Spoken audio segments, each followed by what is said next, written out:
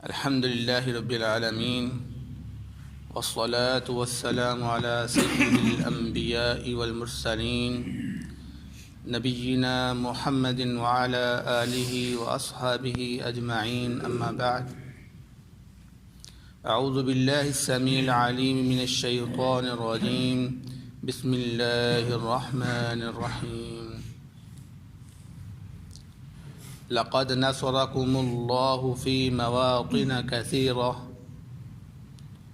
البتہ تحقیق اللہ رب العزت نے تمہاری بہت زیادہ مقامات پر مدد فرمائی۔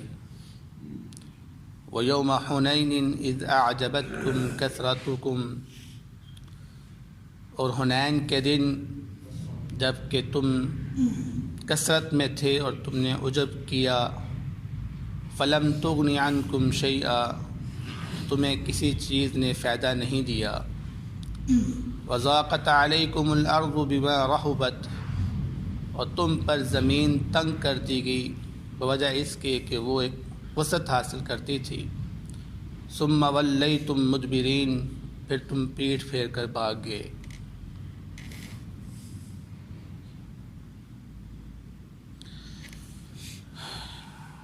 سورۃ توبہ کی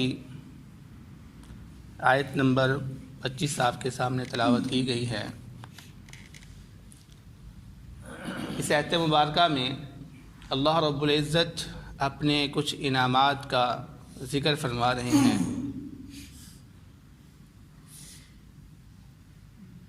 اور فرمایا کہ لقد نصرکم اللہ فی مواطن کثیرہ، کہ اللہ رب العزت نے تم پر بہت زیادہ اپنی نعمتیں نچھاور کی ہیں مختلف مقامات پر۔ مثال کے طور پر ہجرت کے موقع پر اللہ تعالیٰ نے مسلمانوں کی مدد کی، اس کے بعد جنگ بدر ہوئی تو اللہ رب العزت نے مسلمانوں کی مدد کی، جنگ احد پر، خندق کے موقع پر، بنو قریظہ کے اوپر جب حملہ ہوا اس پر اللہ تعالیٰ نے مسلمانوں کی مدد کی، اور بالآخر فتح مکہ کے موقع پر اللہ رب العزت نے مسلمانوں کی مدد فرمائی۔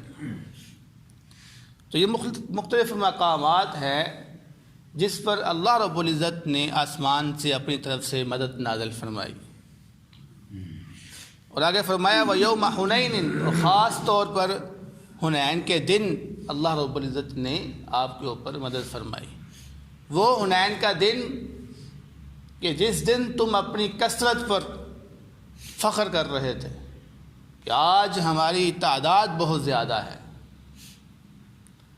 تو حنین کا واقعہ کس طرح ہے؟ یہ جو مقام ہے حنین، یہ مکہ اور طائف کے درمیان ایک وادی ہے، اس کا نام ہے حنین۔ نبی پاک صلی اللہ علیہ وسلم نے جب مکہ کو فتح کیا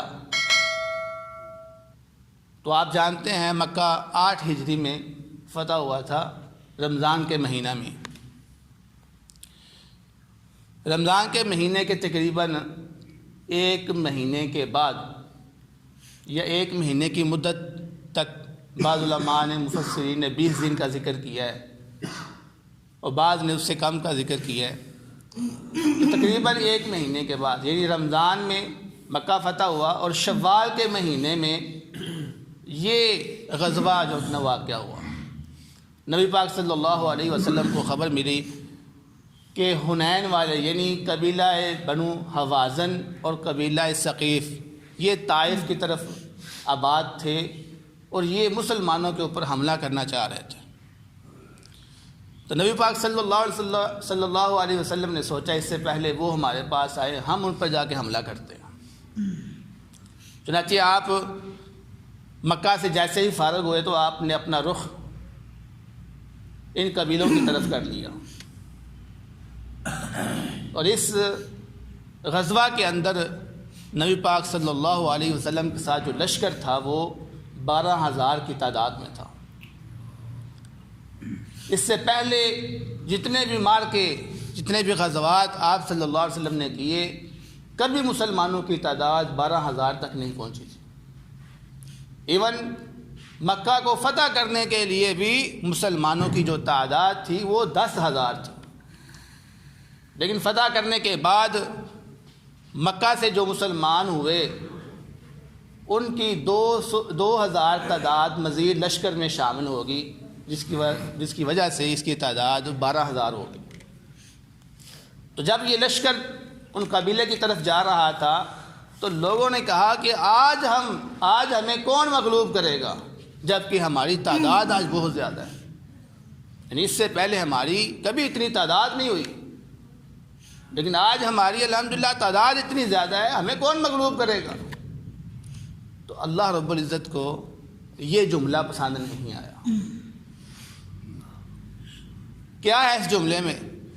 اس جملے میں بعض صحابہ نے اپنی تعداد کے اوپر انحصار کر لیا تھا، اپنی تعداد کے اوپر توکل کر لیا تھا، جبکہ اس سے پہلے ہمیشہ اللہ رب العزت کی ذات پر توکل کرتے تھے کہ اللہ ہمارے ساتھ ہے، اللہ ہمارے ساتھ ہے۔ لیکن جب کثرت تعداد دیکھی تو انہوں نے کہا ہم بہت زیادہ ہیں، ہمیں کون مغلوب کر سکتا ہے؟ کوئی بھی مغلوب نہیں کر سکتا ہمیں۔ تو جیسے ہی آپ اس وادی کے اندر پہنچے، اور یہ جو وادی تھی یہ بڑی وسیع وادی تھی، وسیع و عریض وادی تھی، اور اس کے سائڈوں پر چھوٹی چھوٹی پہاڑیاں بنی ہوئی تھیں، اور اس کا جو راستہ تھا وہ بالکل سیدھا نہیں تھا، بلکہ وہ کبھی نیچے جا رہا ہے، کبھی اوپر جا رہا ہے، کبھی نیچے جا رہا ہے، کبھی اوپر جا رہا ہے، اس طرح کا اس وادی کا راستہ ہے، جیسا کہ حضرت جابر رضی اللہ تعالیٰ عنہ بیان کرتے ہیں اس کی کیفیت کو۔ تو فرماتے ہیں یہ قبیلہ بنی حوازن اور قبیلہ ثقیف کے جو جنگجو تھے، یہ ان کی تعداد تقریباً 4,000 تھی، یعنی ایک طرف آپ دیکھیں نبی پاک صلی اللہ علیہ وسلم کے لشکر کی تعداد کتنی ہے؟ 12,000، اور دشمن کی تعداد کتنی ہے؟ 4,000۔ لیکن یہ 4,000 جو تھے یہ تیر انداز تھے اور ماہر تھے اپنے تیر اندازی کے اندر، اور آپ کو پہلے یہ بتا چکے ہیں کہ اس وقت جو سب سے بڑی قوت ہوتی تھی وہ تیر اندازی ہوتا تھا، کہ جس سے انسان اپنے دشمن کو دور سے ہی ختم کر دیتا تھا۔ تو یہ لوگ ماہر تھے اور معروف تھے تیر اندازی کے اندر، تو انہوں نے ان پہاڑیوں کے اوپر اپنے جو ہے نا مورچے بنائے ہوئے تھے، اپنی جگہ کو تعین کیا ہوا تھا، بڑی سیٹنگ کر کے رکھی ہوئی تھی کہ جیسے ہی مسلمانوں کا لشکر آئے گا ہم ان پر جو ہے نا وہ تیروں کی بشار کر دیں گے، ہم حملہ کر دیں گے۔ تو اللہ رب العزت وہی سین یہاں پر بیان فرما رہے ہیں کہ وَضَاقَتْ عَلَيْكُمُ الْأَرْضُ بِمَا رَحُبَتْ، وہ جو حنین کی زمین تھی جو بڑی وسیع تھی، اللہ رب العزت نے وہ تمہارے اوپر تنگ کر دی، باوجود اس کے کہ وہ وسیع تھی لیکن آپ لوگوں کے لیے تنگ ہو گئی۔ اس طرح سے جیسے ہی وادی میں داخل ہوئے تو قبیلہ حوازن اور ثقیف نے اوپر سے حملہ کر دیا، تیر مارنے شروع کر دی۔ اب بلندی پر وہ تھے، بلندی سے نیچے تیر آ رہے تھے وادی میں، اب مسلمانوں کے لیے کوئی ٹھکانا نہیں تھا کہاں کے جائیں، وہ کہاں چھپے۔ تو اچانک جب حملہ ہوا تو تمام مسلمان جو تھے نا وہ اپنی جان بچانے کے لیے بکھر گئے، کسی جگہ کے نیچے جا کے چھپ گئے۔ وہ اکثر لوگ پیچھے کو بھاگنا شروع ہو گئے، یہاں تک کہ نبی پاک صلی اللہ علیہ وسلم کے ساتھ چند لوگ باقی رہے، جس میں بعض مفسرین نے 100 کے قریب تعداد بتائی ہے، اور بعض نے فرمایا کہ نہیں 200-300 تک لوگ آپ صلی اللہ علیہ وسلم کے ساتھ تھے۔ اب آپ اندازہ کریں کہ 12,000 کا لشکر اور اس میں سے صرف 100 کے قریب بندے نبی پاک صلی اللہ علیہ وسلم کے پاس پہنچے، باقی تمام کے دلوں کے اندر خوف پیدا ہو گیا اور وہ ادھر ادھر بکھر گئے۔ کس وجہ سے؟ نتیجہ کیا نکلا کہ انہوں نے اپنی تعداد کے اوپر گمان کیا تھا، اللہ رب العزت پہ توکل نہیں کیا، جس کی وجہ سے ان کے دلوں کے اندر سے وہ جو ایک رحمت ہوتی ہے، جو ایک جوش ہوتا ہے، جو جذبہ ہوتا ہے ایمانی، وہ ختم ہو گیا، اور دشمن کا جو خوف ہے ان کے دلوں کے اندر پیدا ہو گیا۔ تو پھر نبی پاک صلی اللہ علیہ وسلم نے پہاڑ کی ایک دائیں طرف ہو کر یہ اعلان کیا کہ لوگو الیہ یا عباد اللہ، میری طرف آؤ، تم کہاں جا رہے ہو؟ انا محمد ما کذب، کہ میں سچا رسول ہوں اور میں عبد المطلب کا بیٹا ہوں، تم میری طرف آؤ، یعنی جب میں نہیں ڈر رہا تو تم کیوں ڈر رہے ہو؟ پھر اس طرح آپ صلی اللہ علیہ وسلم نے حضرت عباس رضی اللہ تعالیٰ عنہ کو فرمایا کہ آپ آواز لگائیں، کیونکہ عباس رضی اللہ تعالیٰ عنہ کی آواز بڑی بلند تھی۔ تو عباس رضی اللہ تعالیٰ عنہ نے فرمایا اللہ کے رسول میں کیا آواز لگاؤں؟ تو اللہ کے رسول صلی اللہ علیہ وسلم نے فرمایا آپ پکاریں کہ مہاجرین اور انصار کہاں پہ ہیں، ہماری طرف آؤ، وہ بیت رضوان میں بیعت کرنے والے صحابہ کہاں پہ ہیں، ہماری طرف آؤ۔ تو عباس رضی اللہ تعالیٰ نے پھر یہ آوازیں لگائیں تو صحابہ کرام ان کی آواز سن کر دوڑے آئے دوبارہ، اور دوبارہ سے یہ جمع ہو گئے ایک لشکر، تو پھر انہوں نے ان کے اوپر حملہ کیا اللہ رب العزت کی مدد سے۔ تو اللہ رب العزت یہاں پہ فرما رہے ہیں کہ ثم انزل اللہ سکینتہ علی رسولہ، جب یہ دوبارہ جمع ہو گئے تو اللہ رب العزت نے پھر اپنی رحمت نازل کی، ان کے دلوں کے اندر سکون کو نازل کر دیا۔ اور یہ سکون آپ نے سنا ہے کہ جب بدر کا مقام تھا اس وقت بھی صحابہ کرام ڈرے ہوئے تھے، تو اللہ رب العزت نے اپنی رحمت نازل کی تھی کہ ان کے اوپر سکون نازل کر دیا تھا۔ تو جب اللہ رب العزت نے سکون نازل کیا تو ان کے دلوں کے اندر جو خوف پیدا ہو گیا تھا وہ بالکل ختم ہو گیا۔ وَأَنزَلَ جُنُودًا، اور ایک لشکر اللہ رب العزت نے آسمان سے نازل کیا، لم تروها، جس کو تم نہیں دیکھ سکتے، اور آج وہی فرشتوں کی مدد اللہ رب العزت نے آسمان سے نازل فرمائی۔ وَعَذَّبَ الَّذِينَ كَفَرُوا، اللہ تعالیٰ نے عذاب دیا ان لوگوں کو جنہوں نے کفر کیا تھا۔ وَذَلِكَ جَزَاءُ الْكَافِرِينَ، اور دنیا کے اندر کافر کی جزا یہی ہے کہ ان کو قتل کر دیا جائے۔ نبی پاک صلی اللہ علیہ وسلم نے بالآخر کامیابی حاصل کی، فتح حاصل کی، اور ان کفار کو قتل کر دیا۔ اب یہ جو جنگ تھی یہ حوازن اور ثقیف کے ساتھ تھی، اور حوازن کا جو قبیلہ ہے یہ نبی پاک صلی اللہ علیہ وسلم کے رضائی رشتہ دار ہیں۔ اماں حلیمہ رضی اللہ تعالی عنہ وہ اس قبیلہ سے تعلق رکھتی تھی جس کا آپ صلی اللہ علیہ وسلم نے دودھ پیا ہوا ہے۔ تو نبی پاک صلی اللہ علیہ وسلم نے اس قبیلے سے 6000 لوگوں کو قیدی بنایا، جس میں بچے بھی تھے اور عورتیں بھی تھیں شامل، یعنی جو مرد تھے اکثر کو وہ قتل کر دیا گیا اور ان میں سے جو بچ گئے ان کو قیدی بنا لیا۔ تو 6000 کی تعداد میں آپ نے قیدی بنایا اور بہت زیادہ مال غنیمت حاصل کیا یہاں سے۔ جب آپ وہاں سے تھوڑا سا واپس آئے تو جیرانہ مقام پر آپ نے مقام قیام کیا۔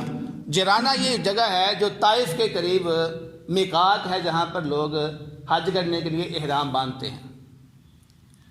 20 دن کے قریب آپ نے وہاں پر قیام کیا۔ 20 دن کے بعد اللہ رب العزت نے جو یہاں پر بیان کیا ہے کہ ثم یتوب اللہ من بعد ذلک علی من یشاء، پھر اس کے بعد اللہ رب العزت جس کو چاہے گا توبہ کی توفیق دے گا۔ تو ان 20 دنوں کے درمیان جو لوگ وہاں بچ گئے تھے ان کو اللہ رب العزت نے توبہ کی توفیق دی اور وہ مسلمان ہو گئے۔ مسلمان ہونے کے بعد وہ جب نبی پاک صلی اللہ علیہ وسلم سے ملنے کے لیے آئے تو انہوں نے کہا کہ ہم مسلمان ہو گئے ہیں، تو اب ہمارا جو مال ہے یا پھر ہمارے قیدی جو ہیں وہ ہمیں واپس کر دیے جائیں۔ نبی پاک صلی اللہ علیہ وسلم نے بیان فرمایا کہ تم لوگ بہت لیٹ ہو گئے ہو، میں نے تمہارا بڑا انتظار کیا، اب تو میں نے مال تقسیم کر دیا ہوا، لہذا اب جو ہے نا تمہیں دونوں میں سے ایک چیز مل سکتی ہے، یا تم اپنے قیدی واپس لے لو یا تم اپنا مال واپس لے لو۔ تو انہوں نے پھر کہا کہ ہم اپنے قیدی واپس لیتے ہیں، کیونکہ غلامی یہ بڑی مشکل چیز ہے۔ انہوں نے کہا ہم اپنے رشتہ داروں کو، ہم اپنی اولادوں کو ہم غلامی سے آزاد کرنا چاہتے ہیں، مال تو حاصل ہو ہی جائے گا۔ تو نبی پاک صلی اللہ علیہ وسلم نے اس موقع پر پھر تمام قیدیوں کو جو ہے نا وہ آزاد کر دیا۔ تو اللہ رب العزت نے فرمایا واللہ غفور الرحیم، اور اللہ رب العزت بخشنے والا رحم کرنے والا ہے۔ ان 3 آیات کے اندر اللہ رب العزت نے مختصر سا حنین کا واقعہ ذکر کیا اور بیان کیا کہ عرب کے اندر جتنی بھی جنگیں ہوئی تھیں شروع سے لے کر، سب سے پہلی جنگ کون تھی؟ جنگ بدر، اور سب سے آخری جنگ کیا تھی؟ غزوہ حنین۔ یہ مسلمانوں کی سب سے آخری جنگ تھی۔ اس جنگ کے بعد عرب کے اندر کوئی جنگ نہیں لڑی، کیونکہ کفار کا خاتمہ ہو چکا تھا۔ اس وقت کفار ختم ہو چکے تھے، ان کی کمر ٹوٹ چکی تھی، کوئی جنگ کرنے کے قابل نہیں رہا تھا۔ تو یہ آخری مارکا تھا عرب کے اندر اس وقت، جس کو اللہ رب العزت نے سمیٹ کے ان 3 آیات کے اندر واقعہ اس کا بیان، اور یہ بتا دیا ہے کہ مسلمانوں تم جتنی بڑی تعداد میں ہو، فتح اللہ رب العزت کی مدد سے ہی حاصل ہوتی ہے۔ اس لیے کبھی بھی گمان مت کرنا کہ میں بڑا پاورفل ہوں، ہمارے پاس بڑی طاقت ہے۔ نہیں نہیں نہیں، فتح جو ہوتی ہے وہ اللہ کی مدد سے ہوتی ہے، انسان اپنی مدد سے کچھ نہیں کر سکتا۔ تو یہ ہمیں سبق دیا گیا ہے یہاں پر۔ اس لیے ہم ہر موقع پر جتنا مرضی ہم اپنے آپ کو قابل سمجھے کہ میں بڑا کامیاب تاجر ہوں، میں بہت بڑا یہ ہوں تو وہ ہوں، نہیں، اپنی ذات پہ نہیں تم نے فخر کرنا، ہمیشہ اللہ رب العزت کی ذات پہ چھوڑنا ہے کہ اللہ تو ہی ہے، تیری مدد سے ہی میں یہ کامیابی حاصل کر سکتا ہوں۔ آج اگر میں نے کامیابی حاصل کر لی ہے تو وہ تمہاری، اللہ تیری مدد سے ہی میں نے کی ہے۔ تو ہمیشہ مسلمان کا یہ شیوا رہا ہے کہ وہ اللہ رب العزت کی ذات پر ہی توکل کرتا رہا ہے۔ تو دعا ہے اللہ رب العزت سے کہ اللہ رب العزت ہمیں اپنی ذات پہ ہی توکل کرنے کی توفیق عطا فرمائے۔